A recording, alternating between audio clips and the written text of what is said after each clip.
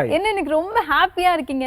உங்கள் ஹாப்பி ஃபேஸை பார்த்தோன்னா எனக்கு ஒன்று கேட்கணும் போல இருக்குது. உங்களோட டேயை வந்து நீங்கள் எப்படி ஸ்டார்ட் பண்ணுவீங்க? நான் வந்து மார்னிங் எழுந்தோடனே வாட்ஸ்அப்பில் எல்லாருக்குமே குட் மார்னிங் அப்படின்னு மெசேஜ் அனுப்பிச்சு ஸ்டார்ட் பண்ணுவேன். நீங்கள் எப்படி பண்ணுவீங்க? நான் வந்து மிரரில் வந்து என்னோட ஃபேஸை பார்த்து ஸ்டார்ட் பண்ணுவேன், என்ன மாதிரி என்னோட டே வந்து ப்ளசண்ட்டாக இருக்கணும் அப்படின்னு. ஆனால் நிறைய பேருக்கு நம்ம யுகம் கனெக்ட் தான் ஒரு மார்னிங் ஸ்டார்ட் அப்பாகவே இருக்கும். ஸோ டிலே பண்ணாமல் நம்ம ஷோக்குள்ளே போயிடலாம். இது யுகம் கனெக்ட்.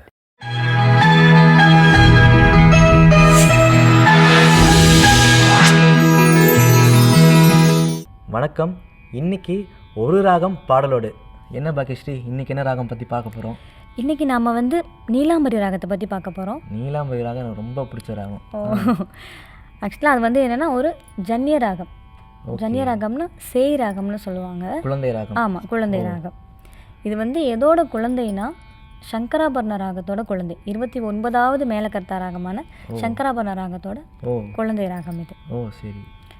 சங்கராபரணத்துக்கு நிறையா இருக்குது. ஆனால் இப்போ நம்ம நீலாம்பரி சொல்கிறோம் இல்லையா, நீலாம்பரி வந்து கண்டுபிடிக்கிறது ரொம்ப ரொம்ப கஷ்டமானது. நான் இப்போ லாஸ்ட்டில் ஏதாவது ஒரு நம்ம சினி சாங்கே கேட்குறோன்னாலும் அதில் வந்து ஏதாவது ரொம்ப ரேராக நம்ம கண்டுபிடிக்கிற மாதிரி இருக்கும். லாஸ்ட்லேயோ இல்லை இடையிலையோ இந்த ராகமா இது அப்படின்னு நமக்கு அப்போ தான் தோணும். அந்த மாதிரி இருக்கும். அதுக்கு முன்னாடி எனக்கு ஒரு பாட்டில் ஆரம்பிச்சுட்டு நம்ம இந்த டீட்டெயிலாம் சொன்னால் சூப்பராக இருக்கும்னு நினைக்கிறேன்.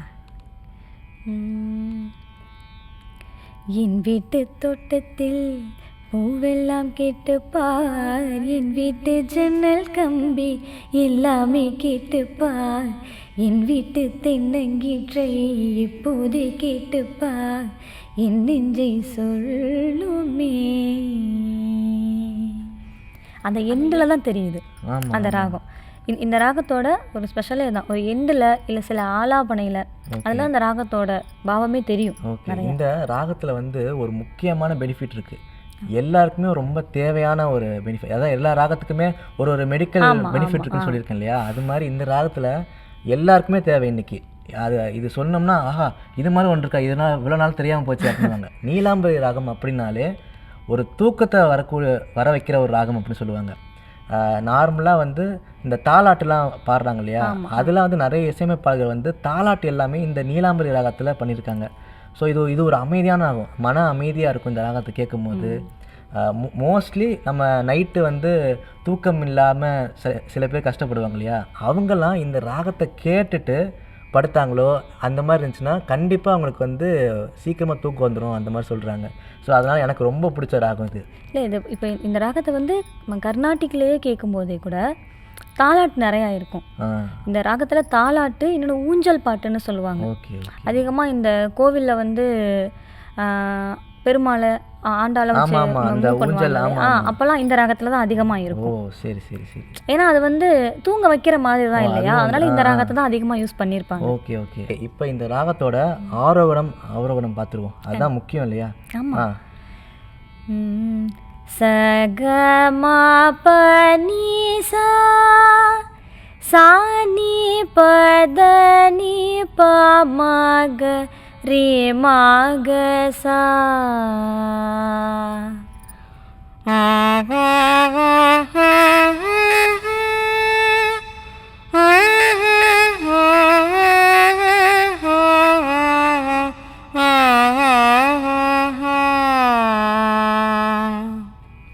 இந்த ராகம் கேட்டிங்க இல்லையா, இதுல நமக்கு அந்த லாஸ்ட்ல இருக்க சாதா ஏதோ அந்த ராகம் மாதிரியே தெரிஞ்ச மாதிரி இருக்கும். அந்த சாவே வந்து லைட்டா அந்த பெண்ட் ஆகுது அடுத்த நோட்டுக்கு. இது கொஞ்சம் கண்டுபிடிக்கிறதே கஷ்டம் தான், கஷ்டமான ராகம் தான். அதாவது வந்து அதனால ரக்தி ராகம்னு சொல்லுவாங்க. நம்ம கொஞ்சம் நிறைய டைம் கேட்டிருக்கோன்னு வைங்களேன், அப்போதான் நமக்கு அது புரியும். இந்த ராகம் கேட்ட உடனே கண்டுபிடிக்கிறது கஷ்டம் தான். பொதுவாக வந்து இப்போ நார்மலாக பாமர மக்கள் வந்து இந்த ராகத்தையும் டக்குன்னு கண்டுபிடிக்க முடியாது. ஆனால் கர்நாடக இசை தெரிஞ்சவங்க வந்து ஈஸியாக கண்டுபிடிச்சிருவாங்க ராகம்லாம் என்னென்னு. அந்த மாதிரி சில ராகங்கள் இருக்குது, அவங்களே இது என்ன ராகம் அப்படின்னு முதல்ல கண்டுபிடிக்க முடியாத ராகத்தில் இது ஒன்று. அந்த கண்டுபிடிக்க முடியாத ராகம்னு சொல்கிறாங்கல்ல, கேட்டவனே நமக்கு தெரியும் ரக்தி ராகம். ரக்தி ராகம். அதே மாதிரி இந்த ராகத்துக்கு தமிழ் இசையில் பேர். இப்போ நம்ம கர்நாடிகில் வந்து நீலாம்பரின்னு இருக்க மாதிரி தமிழ் இசையில் மேக ராக குறிஞ்சி அப்படின்னு இதுக்கு பேர். இது வந்து இப்போ எப்படின்னா நமக்கு இந்த மலைவாழ் பிரதேசத்தில் இருக்கவங்க இந்த மாதிரி நிறைய அப்போது ரொம்ப நம்ம ஆதி காலத்தில் இந்த ராகத்தை அப்போ இருந்து யூஸ் பண்ணுறாங்க. அப்போ அவங்க வச்சுருக்க பேர் வந்து மேகராக குறிஞ்சி. நமக்கு கர்நாடிகில் வந்து நீலாம்பரி. ஓ சரி சரி. ஓகே, இதில் வந்து நிறையா பாடல்கள்லாம் வந்திருக்கு. அதுக்கு முன்னாடி கர்நாடிக் மியூசிக்கில் ஏதாச்சும் ஒரு சாங் எனக்கு வேணும். இந்த ராகத்திலே வந்து நிறைய கம்போசர்ஸ் நிறைய பண்ணியிருக்காங்க. நிறைய சாங் கிருதி கீர்த்தனை அதிகமாக லாலி பாடுறது இந்த மாதிரி தான் நிறைய பண்ணியிருக்காங்க. அதில் வந்து நாராயண தீர்த்தர் வந்து தரங்கம் பண்ணியிருக்காரு. நாராயண தீர்த்தர்னாவே தரங்கம் தான், தரங்கம்னாவே நாராயண தீர்த்தர் தான். இதை இப்போ நம்ம திருப்புகள்லாம் சொல்கிறோம் இல்லையா, திருப்புகள்லாம் அருணகிரிநாதர் தான். அந்த மாதிரி தரங்கத்துக்கு நாராயண தீர்த்தர் தான். அவர் வந்து கிருஷ்ணன் மேலே வந்து இந்த ராகத்தில் ஒரு அது கேட்க வந்து எப்படின்னா அவரை வர்ணிக்கிற மாதிரி தான் இருக்கும். ஆனால் டியூன் கேட்க நமக்கு வந்து தூங்குற மாதிரி இருக்கும். இந்த ராகத்தினால தூங்க வைக்கிற மாதிரி இருக்கும். நான் பாடி காட்டுறேன். மாதவ மாமவ தேவ கிருஷ்ணா மாதவ மாமவ தேவ கிருஷ்ணா மாதவ மாமவ தேவ கிருஷ்ணா யாதவ கிருஷ்ணா யதுகுல கிருஷ்ணா மாதவ மாமவ தேவ கிருஷ்ணா. இது வந்து ஆக்சுவலாக என்னென்னா என்னை வந்து சீக்கிரமாக வந்து பார்த்துக்கங்க, காப்பாற்றுங்க, இந்த மாதிரி தான் அந்த பாடலோட மீனிங்கு. லக்ஷ்மியோட கணவரே, யாதவ குல கிருஷ்ணனே, என்னை வந்து காப்பாற்றுங்க. ஆனால் அந்த டியூன் கேட்க வந்து தாலாட்டு மாதிரி அந்த ராகம் அந்த அர்த்தத்தை புரிஞ்சுக்கலாம். நம்ம அப்படியே ஒரு தாலாட்டு பாடுற மாதிரி தான் இருக்கு. குரு சொன்னதுக்கப்புறம் தான் தெரிஞ்சுது, ஓ இதுதானா. அவங்க வந்து ஒரு டிஃப்ரெண்ட்டாக இருக்கும் இல்லையா. அவரை அதிகமாக கிருஷ்ணாவுக்கு இந்த ராகத்தாக தான் ஜாஸ்தி இருக்கும். பவுலி இந்த மாதிரி ராகத்தாக தான் ஜாஸ்தியாக இருக்கும். அதே மாதிரி இளையராஜா சார் ஒன்று பண்ணியிருக்காரு. பூவி செம்பூவி உன் வாசம் வரும் வாசல் என் வாசல் உன் பூங்காவனம் வாய் பேசிடும் புல்லாங்குழல் நீதானொரு பூவின் மடல். ஆனால் நமக்கு பல்லவியில் அவ்வளோ ரொம்ப கிளாரிஃபையாக தெரியாது இந்த ராகம் தான். சரணத்தில் தான் இந்த ராகம் நல்லா கிளியராக காட்டியிருப்பார். அந்த ஹம்மிங்கில் நிழல் போல நானும்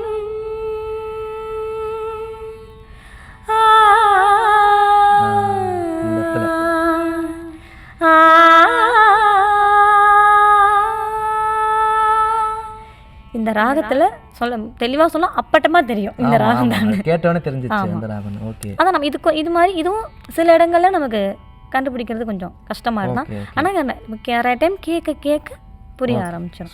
தினமும் வந்து நம்ம ராகத்தோடு சேர்த்து எல்லாருமே கேட்குற கர்நாடிக் மியூசிக்கை பற்றி கற்றுக்க நினைக்கிற சில பேர் வந்து சில கேள்விகள் கேட்டிருக்காங்க. அதில் வந்து வக்ர ராகம்னா என்ன, வர்ஜ ராகம் அப்படின்னா என்ன அப்படின்னு கேட்டிருக்காங்க. ஸோ வக்ர ராகம் அப்படின்றது இப்போ நம்ம பாடின நீலாம்பரி ராகத்தை வந்து உதாரணமாக சொல்லலாம். பொதுவாக வந்து ஒரு ராகம் வந்து ஆரோகணம் அவரோகணம் வந்து ஸ்மூத்தாக போயிட்டு அதே மாதிரி டிசெண்டிங் ஆகும். ஃபஸ்ட்டு அசெண்டிங் கரெக்டாக அதே மாதிரி போகும், டிசெண்டிங்கும் அதே மாதிரி சேமாக வரும். ஆனால் வக்ர ராகம் அப்படிங்கிறது கொஞ்சம் ஜிக்ஸாக்காக வரும் இல்லையா. ஸோ அதுதான் வந்து வக்ர ராகம். நோட்ஸும் சேஞ்ச் ஆகும், கொஞ்சம் ஜிக்ஸாக்காக அப்படி வரும். ஸோ நேராக வராமல் கொஞ்சம் மேலே போயிட்டு மறுபடியும் அந்த மாதிரி ஜிக்ஸாக்காக போயிட்டு வரும். அது வக்ர ராகம் அப்படின்னு சொல்கிறாங்க. அதே மாதிரி டிஃப்ரென்ஸ் வக்ர ராகமும் வர்ஜ ராகமும் டிஃப்ரென்ஸ் இருக்குது. ஸோ வர்ஜ ராகம் அப்படின்னா நார்மலாக வந்து ஒரு ராகம் வந்து மேலக்கர்த்தா ராகம், அதாவது சம்பூர்ண ராகத்துலேருந்து பிறக்குது இல்லையா. பொதுவாக இந்த வர்ஜ ராகம் வந்து சேராகமாக தான் இருக்கும். ஸோ அதில் வந்து ஏதாச்சும் ஒரு 7 நோட்லேருந்து 5 நோட்டு வந்திருக்கும், ஏதாச்சும் 2 நோட்டு மிஸ் ஆகிருக்கும் இல்லையா, 2 ஸ்வரம் மிஸ் ஆகிருக்கும். அதை வர்ஜ ராகம் அப்படின்னு சொல்கிறாங்க. ஸோ நிறைய பேருக்கு இந்த டவுட் இருக்குது, வக்ர ராகம்னா என்ன, வர்ஜ ராகம்னா என்ன அப்படின்றது. வக்ர ராகம்னா நோட்ஸ் ஸ்வரங்கள் வந்து ஜிக்ஸாக்காக வரும், லைட்டாக ஸ்வரங்கள் மாறும். ஆனால் வர்ஜ ராகம்னா அதோட தாயிலிருந்து என்ன ஸ்வரம் வந்து மிஸ் ஆயிருக்கோ அதை வர்ஜ ராகம் அப்படின்னு சொல்கிறோம். அதே மாதிரி இந்த ராகம் வந்து பாஷாங்க ராகம்னு சொல்கிறாங்க. பாஷாங்க ராகம்னா இப்போ இதோட தாயோடதுல இல்லாத ஒரு நோட்டு, இது வந்து அந்நிய ஸ்வரம்னு சொல்லுவாங்க, வெளியிலேருந்து வந்தது. நீங்கிற நோட்டு வந்து அந்நிய ஸ்வரம், அதனால இது வந்து பாஷாங்க ராகம் அப்படின்னு சொல்லுவாங்க. அடுத்து இதே போல் வேற ராகத்தோட பார்க்கலாம்.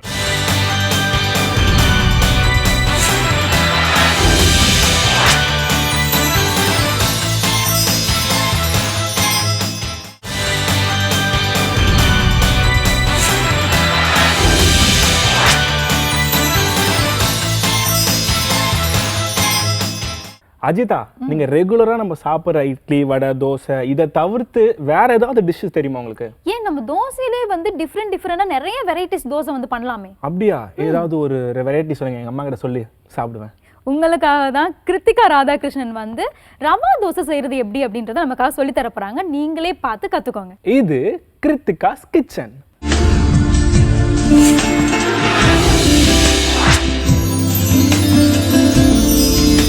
Hi, hello and good morning.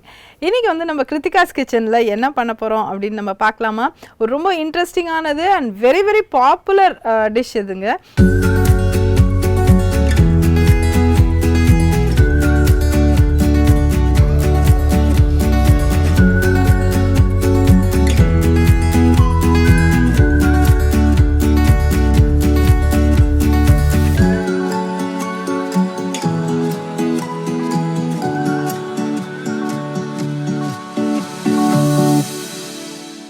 ஒரு ரொம்ப நல்ல ஒரு ரவா தோசை ஒன்று பண்ண போகிறோம் இன்றைக்கி. இன்க்ரீடியன்ஸ் என்னென்னு நோட் பண்ணிக்கலாம். வெள்ளை ரவை 1/2 கப், அரிசி மாவு 1/2 கப், ராகி மாவு 1/4 கப், மைதா மாவு 2 மேஜை கரண்டி, தண்ணி 2.5 கப். ஸோ இப்போ வந்து முதல்ல நம்ம வந்து இதில் ரவை ஆட் பண்ணிடலாம். இது வந்து நம்ம நார்மல் வெள்ளை ரவை. அதுக்கப்புறம் அரிசி மாவு. இதில் தாங்க ஒரு ட்விஸ்ட் இருக்குது. இதில் நம்ம ராகி எடுத்துருக்கோம், ராகி மாவு. ஓகே, ஸோ இதுக்கு கொஞ்சம் நல்லா வாட்டர் விட்டு நம்ம இதை மிக்ஸ் பண்ணணும். இந்த அளவுகள்லாம் சொல்கிறேன். இந்த ரவா தோசைக்கு மட்டும் வந்து கொஞ்சம் நல்லா மோர் பக்குவத்துக்கு இருக்கணும் அப்படின்றது நம்ம சொல்லுவோம். ஸோ அந்த மாதிரி நல்லா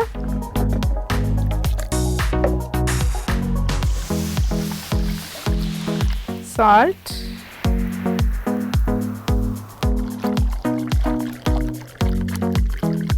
இது வந்து நம்மளுக்கு நம்ம சைடாக எடுத்து வச்சிடலாம். கொஞ்சம் நேரம் நல்லா ஊறட்டும். அது இதோட வந்து கொஞ்சோண்டு மைதா மாவும் ஆட் பண்ணுறோம்.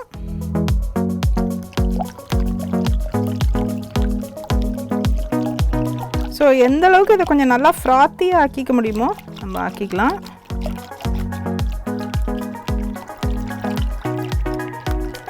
அடுத்தது இதோட ஸ்பைஸ் இன்க்ரீடியன்ட்ஸ். ஓகே, இஞ்சி, ஜீரகம், பச்சை மிளகாய், கருவேப்பிலை, கொஞ்சோண்டு பெப்பர். இதெல்லாம் ஆட் பண்ணிட்டு இன்னொரு விஸ்க் கொடுத்துருங்க. அதுக்குள்ளே நம்ம வந்து நம்மளோட தவாவை ரெடி பண்ணிக்கலாம். கொஞ்சமாக ஆயில் விட்டுக்கலாம். அதுக்கு just hardly ஒரு 1/2 teaspoon 1 teaspoon.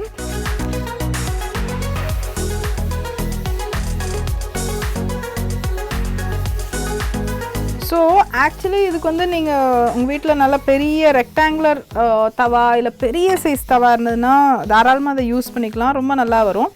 இப்போ இதை வந்து நம்ம 2 விதமாக ஆட் பண்ணலாங்க. ஈவன் கையிலேருந்து எடுத்து இந்த இப்படி சொட்டுறது இருக்குது இல்லையா, இப்படி கூட நம்ம ரவா தோசை பண்ணலாம். ரொம்ப டிஃப்ரெண்ட்டாகவும் ரொம்ப அழகாகவும் இருக்கும் அது. ஏன்னா ஆக்சுவலாக ரவா தோசைங்கிறது செவரல் டாட்ஸ் கனெக்டடாக தான் இருக்கும். அதாவது 2 விதமாக அதை பார்க்கலாம். அதாவது நம்ம அந்த மாவு ஊற்றும் போது அது ஸ்ப்ரெட் ஆகும். அது ஒரு ரொம்ப கிளாசிக் டிசைன். இன்னொன்று வந்து இப்போ நம்ம ஒரு காம்பினேஷன் சரியில்லை அப்படின்னா நம்ம வந்து இந்த மாதிரி இப்படி இப்படி ஸ்ப்ரிங்கிள்ஸ் பண்ணி அதையே கனெக்ட் பண்ணி விட்டலாம். அதுவும் ரொம்ப டேஸ்டியாகவும் ரொம்ப அழகாக இருக்கும். ஸோ இந்த எண்ட் வந்து என்னென்னா dosa in any form any shape ரொம்ப நல்லாயிருக்கும் அப்படிங்கிறது தான் the bottom line. Okay, so இப்போ இதை வந்து இப்போ நான் 2.5 கப் தண்ணி எடுத்தாலும் நான் வந்து கொஞ்சோண்டு நான் பேலன்ஸ் விட்டுருக்கேன். அந்தந்த மாவுகளுக்கு தகுந்தபடி அந்தந்த டெம்பரேச்சர்ஸ் தகுந்தபடி கொஞ்சம் கொஞ்சம் மாறும். ஸோ அதனால் வந்து தண்ணியை மட்டும் நீங்கள் ஜாக்கிரதையாக பார்த்து ஆட் பண்ணிக்கோங்க. ஸோ இப்போ தவா நல்லா ஹாட் ஆயிடுச்சு. நம்ம வந்து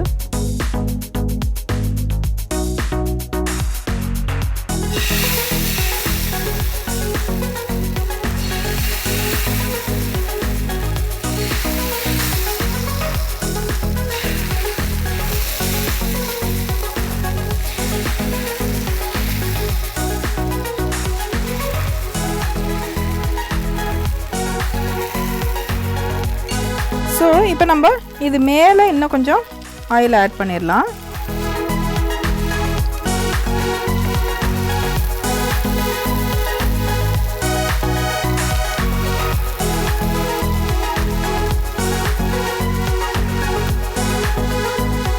ஆக்சுவலாக இப்போ வந்து இதுக்கு வந்து நான் எடுத்து வச்சுருக்கிறது வந்து உங்களுக்கு 2 டைப் ஆஃப் சட்னி. ஒன்று வந்து க்ரீன் சட்னி, ஒன்று வந்து ரெட் சட்னி. எப்போவுமே நம்ம வந்து ஒரு சாப்பிட்டோன்னா மல்டி கலராக சாப்பிட்டோம், வானவில்லை சாப்பிடுங்கள் அப்படின்னு சொல்கிற மாதிரி வந்து நம்மளோட நியூட்ரியன்ஸ் வந்து கலர்ஸ் ஆஃப் த ரெயின்போவாக இருந்ததுனாக்கா நம்மளுக்கு ஆக்சுவலாக ஊட்டச்சத்து ரொம்ப நல்லா வரும். ஸோ அதனால் வந்து இது வந்து க்ரீனில் வந்து சில நிலைமைகள் இருக்குது, ரெட்டில் வந்து டிஃப்ரெண்ட் டைப் ஆஃப் நிலைமைகள் இருக்குது. ஸோ ரெட்டுக்குள்ளே போகிறது வந்து உங்களுக்கு red colour tomato, red chilli எல்லாமே ரெட் சார்ந்த பொருள்களாக இருக்கும். க்ரீனில் வந்து க்ரீன் கொத்தமல்லி, அப்புறம் வந்து லெமன் ஜூஸ் இந்த மாதிரிலாம் இருக்கும்போது உங்களுக்கு ரொம்ப வைட்டமின் சியும் நிறைய வர்றதுக்கு நிறைய வாய்ப்புகள் இருக்குது. ஸோ இப்போ இந்த தோசையோடு வந்து நம்ம தொட்டு சாப்பிட்றதுக்கு இந்த மாதிரி ஒரு மல்டி கலர்டு ஒரு இது சும்மா தோசை தானே அப்படின்ட்டு நம்ம இட்லி பொடியை தொட்டு சாப்பிடணும் அப்படிங்கிற மாதிரி நம்ம எடுத்துக்காமல் கொஞ்சம் மெனக்கெட்டு இந்த மாதிரி நம்ம நியூட்ரியன்ஸ் பண்ணினோன்னா ரொம்ப ரொம்ப நல்லாவும் இருக்கும், ரொம்ப நியூட்ரிஷியஸாகவும் இருக்கும். சாப்பிட்றதுக்கு டேஸ்ட் அண்ட் நியூட்ரிஷன் ரெண்டுமே சேர்ந்துருந்தால் தான் நம்மளுக்கு வந்து ஆரோக்கியமாக நல்லா இருக்க முடியும்.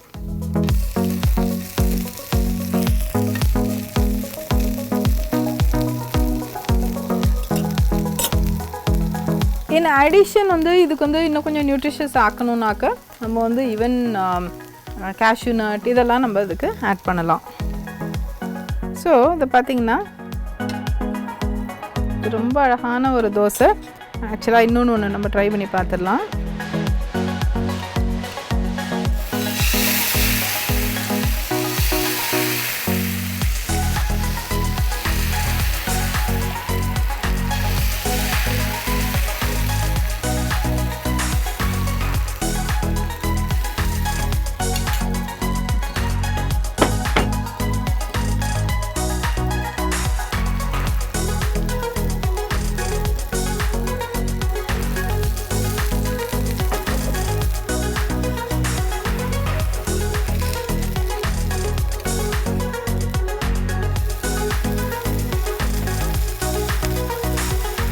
ஸோ வியூவர்ஸ், இன்றைக்கி நம்ம பார்த்தோம்னாக்க நம்ம இன்றைக்கி வந்து ராகி ரவா தோசை நம்ம பண்ணியிருக்கோம்.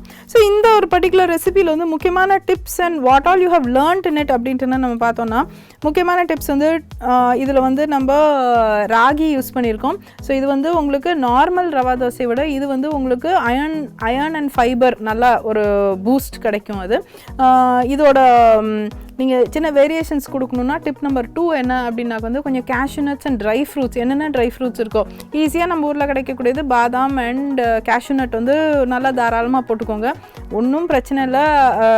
ஒரு தோசைக்கு ஹார்ட்லி ஒரு ஸ்பூன் இல்லை 10-15 பீஸ் வரும் உங்களுக்கு. ஸோ அதனால் it is very good for health and நம்மளுக்கு சாஷேட்டிக்கு ரொம்ப நல்லது. ஸோ மூணாவது வந்து என்னென்னாக்க நீங்கள் வந்து you can experiment with other millet flowers.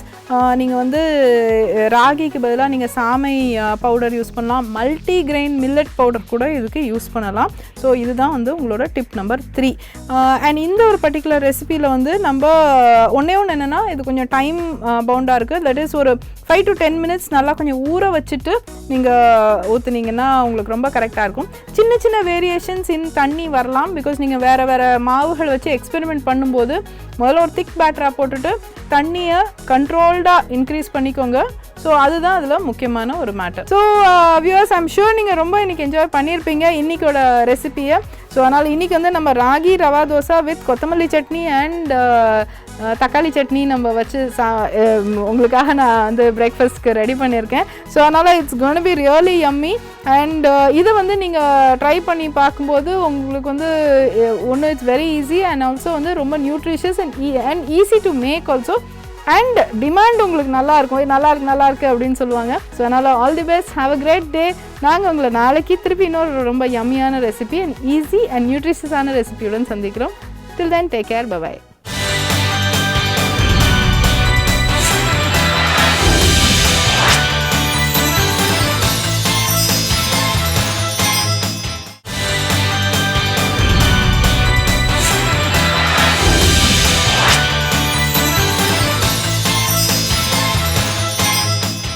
நம்ம டே டு டே லைஃப்பில் மல்டிபிள் ஃபீல்டில் இருக்க உமன்ஸ்க்குலாம் வந்து நிறைய ஹெல்த் இஷ்யூஸ்லாம் இருக்கும்ல.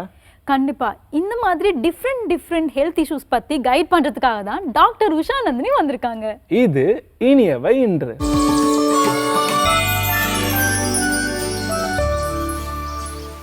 யுகம் கனெக்ட் நிகழ்ச்சியில் நம்ம பெண்கள் சார்ந்த பல ஆரோக்கிய விஷயங்களை பார்க்க இருக்கோம். அந்த வகையில் இன்னைக்கு நம்ம சொல்லக்கூடியது நிறைய இளம் பெண்கள் சந்திக்கக்கூடிய பிரச்சனையாக இருக்கக்கூடியது ரசாயன கர்ப்பம் அப்படின்னு சொல்லக்கூடிய கெமிக்கல் ப்ரெக்னன்சி. அப்படின்னா என்ன, அதற்கான காரணங்கள் என்ன, அதற்கான தீர்வுகள் என்ன அப்படிங்கிறது தான் இன்னைக்கு நிகழ்ச்சியில் நம்ம பார்க்க போகிறோம். ஸோ கெமிக்கல் ப்ரெக்னென்சினா நிறைய பேர் நினச்சிட்டு இருக்கோம் நம்ம எடுத்துக்கக்கூடிய மருந்து மாத்திரைகள்னால நமக்கு வரக்கூடிய ஒரு ப்ராப்ளம்னு. அப்படி கிடையாதுங்க. நம்ம உடம்புல இருக்கக்கூடிய இயற்கையான கெமிக்கலாக சொல்லக்கூடிய ஹார்மோன் பிரச்சனைகள்னால உருவாகக்கூடிய ஒரு ப்ரெக்னென்சி தான் இந்த கெமிக்கல் ப்ரெக்னென்சி. இதை எப்படி நார்மல் ப்ரெக்னென்சிலேருந்து நம்ம டிஃப்ரென்ஷியேட் பண்ணுறது அப்படின்னு கேட்டிங்கன்னா, இந்த மாதிரியான விஷயங்கள் 40 நாள் வரைக்கும் தான் உங்களுக்கு பீரியட்ஸ் தள்ளி போகிற மாதிரி இருக்கும். ப்ரெக்னென்சி கார்டு போட்டிங்க அப்படின்னு சொன்னால் உங்களுக்கு டபுள் லைன் கிடைக்கும். நீங்கள் ரத்தத்தில் டெஸ்ட் பண்ணிங்கனாலும் உங்களுடைய பீட்டா ஹெச்சிஜி லெவல் கூட தான் இருக்கும். ஆனால் போக போக அது குறைய ஆரம்பிக்கும், அதுவே அபார்ட் ஆகவும் செய்யும், பீரியட்ஸாகவும் வந்துடும். இதை தான் நம்ம கெமிக்கல் ப்ரெக்னென்சி அப்படின்னு சொல்கிறோம். ஸோ இதுக்கான அறிகுறிகள் என்னவா இருக்கலாம்னா, பீரியட்ஸ் தள்ளி போன பிறகு ஒரு 35-40 நாள் திடீர்னு வெஜைனல் ப்ளீடிங் வர மாதிரி இருக்கும், ஒரு அடிவயிறு வலி இருக்கிற மாதிரி இருக்கும். நார்மலாக இதை நம்ம இர்ரெகுலர் பீரியட்ஸு, நார்மலாக பீரியட்ஸ் தள்ளி போகுதுன்னு கூட நிறைய பேர் நினச்சிப்போம். ஆனால் நிறைய பேர் கரெக்டாக 32 நாளில் கார்டு போட்டு பார்த்துருப்பாங்க, பாசிட்டிவாக இருந்திருக்கும், திடீர்னு 40 நாளில் பீரியட்ஸ் வந்துடும். இதை தான் நம்ம கெமிக்கல் ப்ரெக்னென்சின்னு சொல்கிறோம்.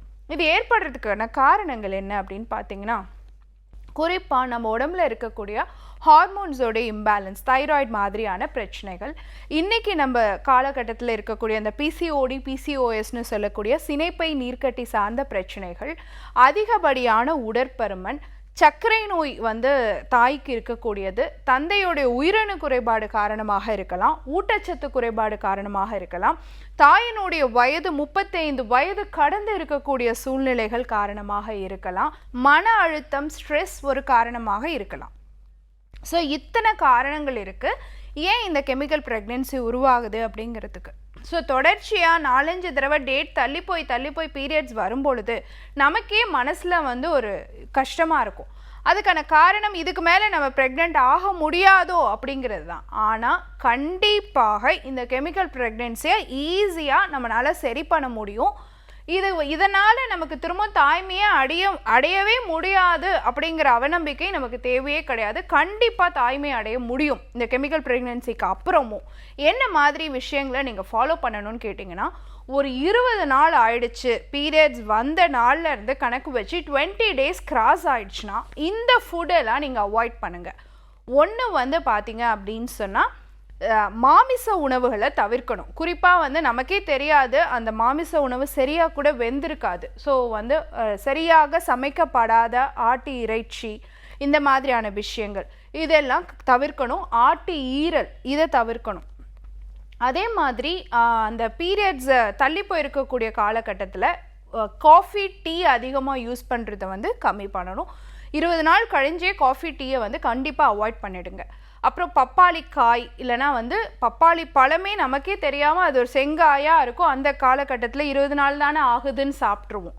அந்த மாதிரி விஷயங்கள், அன்னாசி பழம் சாப்பிட்றது, நிறைய பொரித்த வறுத்த உணவுகள் அதிகமாக எடுத்துக்கிறது, உப்பு நிறைந்த உணவுகள் எடுத்துக்கிறது, இனிப்பு சுவை அதிகமாக எடுத்துக்கிறது, எண்ணெய் சேர்த்த உணவுகள் அதிகமாக சாப்பிட்றது, இந்த மாதிரியான விஷயங்களையெல்லாம் கண்டிப்பாக அந்த காலகட்டத்தில் நம்ம தவிர்க்கணும். அப்போது என்ன மாதிரியான உணவுகளை நம்ம சேர்த்திக்கணும் அப்படின்னு சொன்னீங்கன்னா, நிறைய கீரைகள், அந்த 20 நாள் ஆயிடுச்சுனாலே நிறைய கீரைகள் எடுத்துக்கணும்.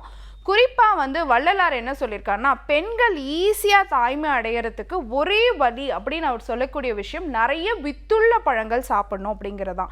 ஸோ 20 டேஸ் கிராஸ் ஆயிடுச்சு அப்படின்னு சொன்னால், டெய்லி ஒரு மாதுளம் பழம், டெய்லி ஒரு கொய்யா பழம், இதை ரெகுலராக எடுத்துக்கிட்டே வாங்க. ஸோ நான் சொன்ன உணவுகள் 20 நாள் கிராஸ் ஆயிடுச்சுன்னா அதிகப்படியான மாமிச உணவுகள், எண்ணெய் உணவுகள், இனிப்பு உணவுகள், அதிகமான உப்பு சேர்த்த உணவுகள், இதெல்லாம் தவிர்க்க பழகணும். அதே சமயம் டீ காஃபி கம்மி பண்ணிவிட்டு நிறைய கீரைகளும் வித்துள்ள பழங்களும் எடுத்துக்கிட்டோம் அப்படின்னு சொன்னால் படிப்படியாக ஹார்மோன் சார்ந்த பிரச்சனைகள் சீராக ஆரம்பிக்கும். ஆனால் ஒரு மருத்துவரை அணுகி உங்கள் FSH LH ஹார்மோனோடைய அளவை சரிப்படுத்திட்டீங்க அப்படின்னு சொன்னால் கண்டிப்பாக இந்த கெமிக்கல் ப்ரெக்னென்சின்னு சொல்லக்கூடிய ரசாயன கர்ப்பத்தை தவிர்த்துட்டு நேச்சுரலாக ஹெல்தியான ப்ரெக்னென்சியை ஒவ்வொரு பெண்ணும் அட்டைன் பண்ண முடியும். பயன்படுத்தி பாருங்கள். இதே மாதிரி இன்னொரு ஆரோக்கிய குறிப்போடு நான் உங்களை சந்திக்கிறேன். இயற்கையோடு இணைவோம், ஆரோக்கியமாக இருப்போம், ஆனந்தமாக வாழ்வோம். நன்றி, வணக்கம்.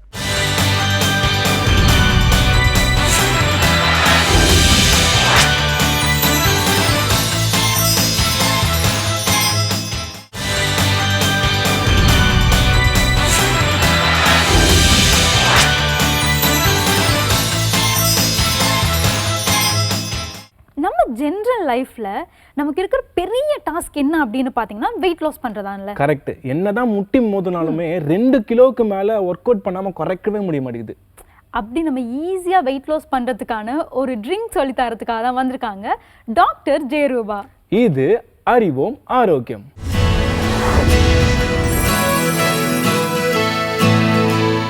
அன்பான காலை வணக்கம். நான் ஸ்ரீவர்மா மருத்துவமனையிலிருந்து மருத்துவர் ஜெயரூபா. இந்த நாள் இனிய நாளாக அமைய என்னுடைய மனமார்ந்த வாழ்த்துக்களும் பிரார்த்தனைகளும். கல்லீரலை புதுப்பிச்சு நம்ம உடல் எடையை குறைக்கிறதுக்கான ஒரு ஜூஸ் பற்றி தான் நம்ம இன்றைக்கி பார்க்க போகிறோம். இது டீடாக்ஸ் ஜூஸ்னு நம்ம சொல்லலாம். ஏன்னா நம்மளுடைய கல்லீரலில் இருக்கக்கூடிய கொழுப்புகளை வெளியேற்றக்கூடியது, தொப்பையில் இருக்கக்கூடிய கொழுப்புகளை வெளியேற்றக்கூடியது. ஸோ இந்த நெல்லிக்காய், புதினா, இஞ்சி சேர்ந்த இந்த ஜூஸ்.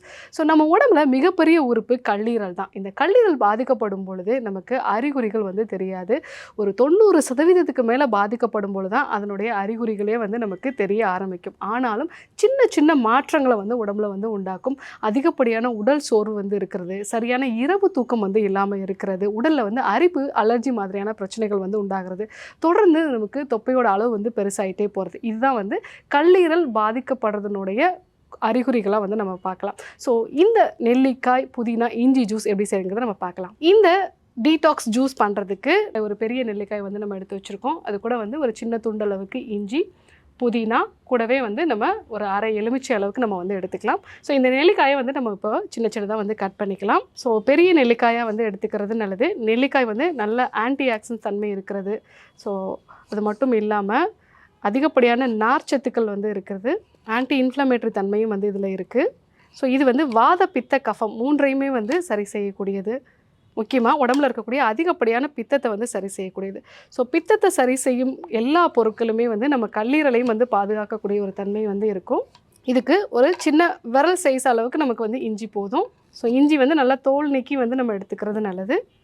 ஸோ தோலோடு இஞ்சி நம்ம எப்போவுமே சாப்பிடக்கூடாது. அது வயிற்றில் புண்களை உண்டாக்கும். ஏன்னா இந்த தோல் பகுதியில் கால்சியம் கார்பனேட் மாதிரியான சில மூலக்கூறுகள் நமக்கு வயிற்று பகுதியில் எரிச்சலை உண்டாக்கி அல்சரை உண்டாக்கும். ஸோ அதனால் நம்ம தோல் நீக்கி பயன்படுத்தும் போது நமக்கு வயிற்றில் புண்கள் உண்டாகாது. இது கூட நம்ம புதினாவும் எடுத்து வச்சுக்கலாம். ஸோ இதை இப்போ நம்ம பிளெண்டரில் போட்டுடலாம். புதினா, இது கூட நெல்லிக்காய்,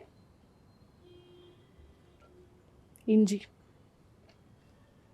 இது கூட ஒரு அரை எலுமிச்சை சாறு நம்ம சேர்த்துக்கலாம்.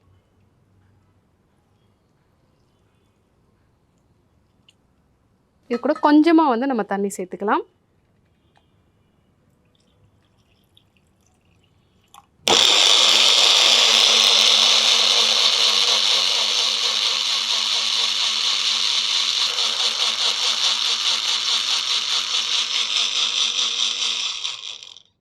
இது கூட இன்னும் கூட நம்ம தண்ணீர் சேர்த்துக்கலாம். கிட்டத்தட்ட 1 லிட்டர் அளவுக்கு நம்ம தண்ணீர் சேர்த்துக்கலாம். இதை நம்ம ஃபில்டர் பண்ணிக்கலாம். இப்போது இதையே நம்ம ஃபில்டர் பண்ணணும் அப்படின்னா நெல்லிக்காயில் நல்ல துவர்ப்பு தன்மை இருக்கும். ஸோ அந்த துவர்ப்பு தன்மையோடு நம்ம ஃபில்டர் பண்ணாமல் குடித்தோம் அப்படின்னா தொண்டை பகுதியில் இது ஒரு செருமலை உண்டாக்கும். சில பேருக்கு தொடர் இருமலை கூட உண்டாக்கும். ஸோ அதனால் நம்ம நல்லா வடிகட்டிடுறது நல்லது. இந்த நெல்லிக்காய், இஞ்சி, புதினா, எலுமிச்சை சேர்ந்த இந்த ஜூஸ் வந்து யூஸ்வலாக நம்ம காலையில் எக்ஸசைஸ் பண்ணுறதுக்கு முன்னாடி இந்த ஜூஸ் வந்து நம்ம பண்ணிவிட்டு இதை வந்து நம்ம எக்ஸசைஸ் பண்ணும் பொழுதோ இல்லை எக்ஸசைஸ் பண்ணி முடிச்சுட்டு வந்த பிறகோ நம்ம வந்து எடுத்துக்கலாம். ஸோ அந்த மாதிரி எடுத்துக்கும் போது நல்லா வந்து ஹைட்ரேட்டடாக வந்து இருக்கும். இது கூட எந்த சர்க்கரையோ உப்போ வந்து நமக்கு தேவையில்லை. புதினாவில் இருக்கக்கூடிய இந்த மென்தால் கண்டென்ட் வந்து நல்ல ஒரு புத்துணர்ச்சியை வந்து கொடுக்கும். அதே மாதிரி நல்ல ஒரு குளோரோஃபில் கண்டென்ட் இருக்கிறதுனால நம்மளுடைய குடலையும் வந்து இது சுத்தம் செய்யக்கூடிய ஒரு தன்மை இருக்கும். எலுமிச்சையும் இஞ்சியும் சேர்க்கும் பொழுது நம்ம நல்லா டைலூட் பண்ணிடுறோம். கிட்டத்தட்ட 1 லிட்டர் அளவுக்கு நம்ம தண்ணீர் சேர்க்கிறதுனால இது நமக்கு வயிற்றில் புண்களையோ இல்லை வந்து எரிச்சலையோ வந்து உண்டாக்காது. மாறாக பித்தத்தை தான் வந்து நல்லா குறைக்கும். இஞ்சியும் எலுமிச்சையும் வந்து நல்லா பித்தத்தை குறைக்கக்கூடிய ஒரு தன்மை இருக்கும். ஸோ நம்ம எல்லாருக்குமே தெரியும் நெல்லிக்காய் வந்து ஒரு சிறந்த காயக்கற்ப மூலிகை. எப்படி இது வந்து காயக்கற்பமாக செயல்படுது அப்படின்னா நம்மளுடைய கல்லீரலை வந்து பாதுகாக்கக்கூடிய ஒரு தன்மை இருக்கிறதுனால தான். இதில் இருக்கக்கூடிய பாலிஃபீனால்ஸ் அதே மாதிரி வந்து ஆன்டி ஆக்சிடென்ட் தன்மை வந்து நம்மளுடைய கல்லீரலில் வந்து புதுப்பிக்கக்கூடிய என்சைம்ஸ்களோட வந்து அளவை வந்து அதிகப்படுத்தும். அதன் மூலமாக கல்லீரலில் சேரக்கூடிய கழிவுகளை வந்து இது வெளிப்படுத்தும். நம்ம அன்றாடம் சுவாசிக்கக்கூடிய காற்றில் இருக்கக்கூடிய கழிவுகள், அதே மாதிரி நம்ம சாப்பிடக்கூடிய பெயின் கில்லர்ஸு, ஆன்டிபயோட்டிக்ஸு, ப்ரிசர்வேட்டிவ் சேர்ந்த உணவுப் பொருட்கள், அதே மாதிரி நம்ம மசாலா சேர்ந்த உணவுப் பொருட்கள் எடுத்துக்கும் பொழுது இது எல்லாமே நம்ம கல்லீரலில் வந்து ரொம்ப நாளாக தேங்கி இருக்கும் பொழுது தான் அது வந்து நோயாக வந்து வெளிப்படுது. ஸோ அந்த மாதிரி சமயங்களில் அதிகப்படியான உடல் சோர்வு வந்து இருக்கிறது. ஸோ தொடர்ந்து நமக்கு வந்து தொப்பை வந்து அதிகரிச்சுக்கிட்டே போகிறது, நம்மளுடைய உடலில் அரிப்புகள் மாதிரியான பிரச்சனைகள் உண்டாகிறது, சில வகையான அலர்ஜி வந்து உண்டாகிறது, சர்க்கரை நோயால் பாதிக்கப்படுறது, இதய சம்பந்தமான பிரச்சனைகளால் வந்து பாதிக்கப்படுறது, ரத்த அழுத்தம் வந்து அதிகரிக்கிறது. இது எல்லாத்துக்குமே பேசிக்காக நம்மளுடைய கல்லீரல் பாதிக்கப்படுறது தான் ஒரு முக்கியமான காரணம். ஸோ அந்த மாதிரி நிலைகளில் நீங்கள் ரெகுலராக இந்த நெல்லிக்காய், எலுமிச்சை, புதினா சேர்ந்து இந்த ஜூஸ் வந்து நம்ம வந்து எடுத்துக்கலாம். ஸோ முக்கியமாக காலை நேரத்தில் எக்ஸசைஸ் பண்ணுறதுக்கு முன்னாடிலேருந்து ஆரம்பித்து எக்ஸசைஸ் பண்ணும் பொழுதும் அதுக்கப்புறமாவும் இந்த ஜூஸை வந்து ஒரு 1 லிட்டர் அளவுக்கு நம்ம எடுத்துக்கிட்டோம் அப்படின்னா ரொம்ப புத்துணர்வாக நீங்கள் வந்து ஃபீல் பண்ணலாம். ஸோ இன்றைக்கு நம்மளுடைய கல்லீரலை வந்து புதுப்பிச்சு நம்மளுடைய தொப்பையை வந்து குறைக்கக்கூடிய எலுமிச்சை, நெல்லிக்காய், இஞ்சி, புதினா சேர்ந்து இந்த டீடாக்ஸ் ஜூஸ் எப்படி செய்கிறது அப்படிங்கிறத நம்ம பார்த்தோம். இந்த டீடாக்ஸ் ஜூஸை உங்கள் வீட்லேயும் வந்து நீங்கள் செஞ்சு பாருங்கள். ரெகுலராக நீங்கள் எடுத்த பிறகு என்னெல்லாம் உங்களுக்கு பெனிஃபிட்ஸ் இருந்தது அப்படிங்கிறதையும் வந்து நீங்கள் சொல்லுங்கள். ஸோ இந்த ஒரு கல்லீரலோட டீடாக்ஸ் ஜூஸ் எப்படி செய்கிறது அப்படிங்கிறத நம்ம பார்த்தோம். இதே போன்று ஒரு நல்ல தகவலோடு உங்களை சந்திக்கிறோம். நன்றி, வணக்கம்.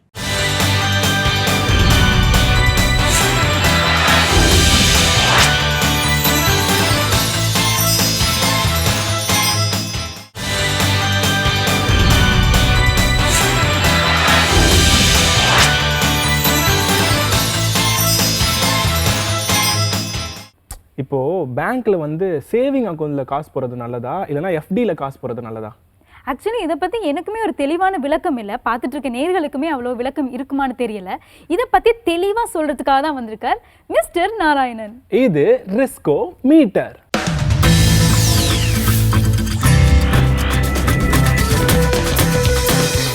இது வரைக்கும் நம்ம வந்து ஒரு பேங்க் அக்கௌண்ட்டு, எஃப்டி பற்றி நான் சொல்லியிருந்தேன். அதோட தொடர்ச்சியாக வந்து இப்போ பேங்க் அக்கௌண்ட்டில் ஒரு எஃப்டி போட்டால் என்ன வட்டிங்கிறத நான் இதுக்கு முன்னாடி சொல்லியிருந்தேன். ஸோ அதே அடுத்ததில் பார்த்தீங்கன்னா இந்த எஃப்டியில் வந்து என்னென்ன டைப் இருக்குது. ஃபிக்ஸட் டெபாசிட் அப்படின்னிங்கன்னா ஒரு அமௌண்ட்டை ஃபிக்ஸடாக போட்டு வைக்கிறது தான் ஃபிக்ஸட் டெபாசிட்ஸ். இதில் வந்து ஒன்று வந்து மந்த்லி இன்ட்ரெஸ்ட்னு ஒன்று இருக்குது, குவார்ட்டர்லி இன்ட்ரெஸ்ட்னு ஒன்று இருக்குது, இன்னொன்று வந்து குமுலேட்டிவ் டெபாசிட்னு ஒன்று இருக்குது. மந்த்லி இன்ட்ரெஸ்ட்னு பார்த்தீங்கன்னா மாதம் உங்களோட அமௌண்ட்டில் இருக்கக்கூடிய வட்டியை உங்களோட எஸ்பி அக்கௌண்ட்டில் அவங்க கிரெடிட் பண்ணிவிடுவாங்க. இப்போ இது வந்து ஒரு ரிட்டையர்மெண்ட் பீப்புள் இல்லை வந்து ஒரு ரெகுலராக பணம் வேணும்னு நினைக்கிறவங்களுக்கு அது யூஸ்ஃபுல்லாக இருக்கும். அதே மாதிரி ஒரு சில பேர் குவார்ட்டர்லியில் ஒரு 3 மாதத்துக்கு ஒரு தடவை பணம் வேணுங்கிறவங்க போட்டுக்கலாம், 6 மாதத்துக்கு ஒரு தடவை வட்டி வேணுங்கிறவங்க போட்டுக்கலாம். இல்லை எனக்கு இப்போ பணமே வேண்டாம், குமுலேட்டிவில் மொத்தமாக எடுத்துக்கலாம் அப்படின்னு போடலாம். இந்த குமுலேட்டிவில் போடும்போது என்ன பண்ணுவாங்கன்னா டைரெக்டாக உங்களோட 5% 7% போடாமல் குவார்ட்டர்லி காம்பவுண்டிங் அப்படிம்பாங்க.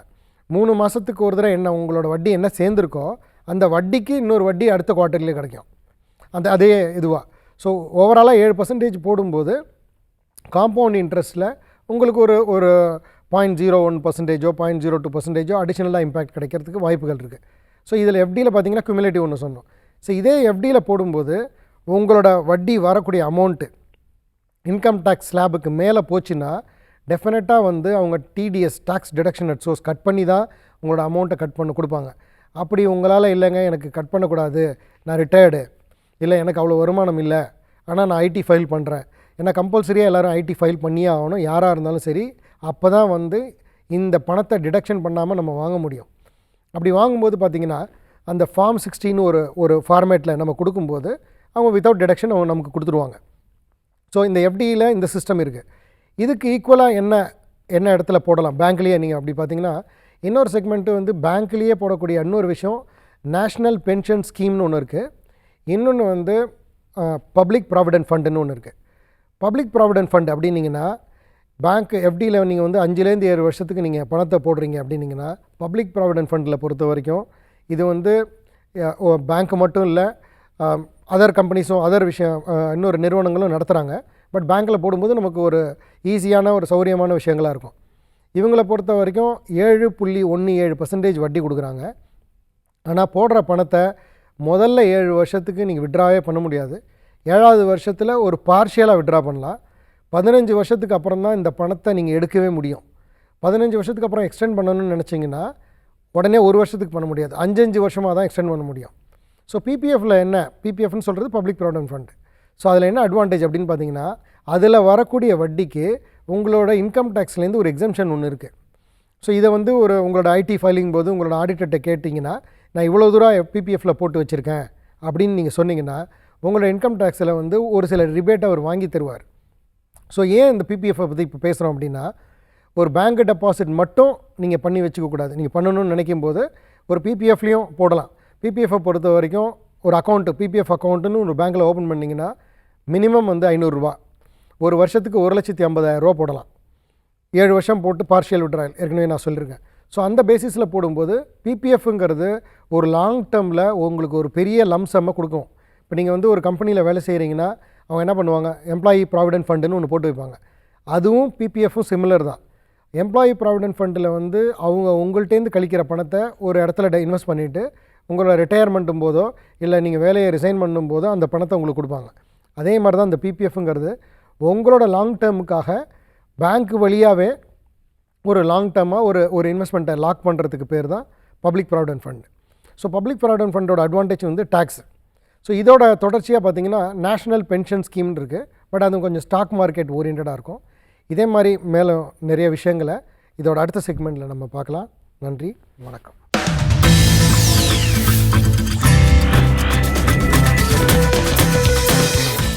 இன்னைக்கு நம்ம யுகம் கனெக்டில் வந்து நிறைய இன்ட்ரெஸ்டிங்கான செக்மெண்ட்ஸ், டூர், அது மட்டும் இல்லாமல் ஹெல்த் இஷ்யூஸ் எல்லாத்த பற்றியுமே பார்த்தோம். இதே மாதிரி இன்னொரு சூப்பரான எபிசோடில் உங்கள் எல்லாரையும் சந்திக்கும் வரை உங்களிடமிருந்து விடைபெறும் நான் அஜிதா. நான் உங்கள் டாரன் பாபு. இது யுகம் கனெக்ட்.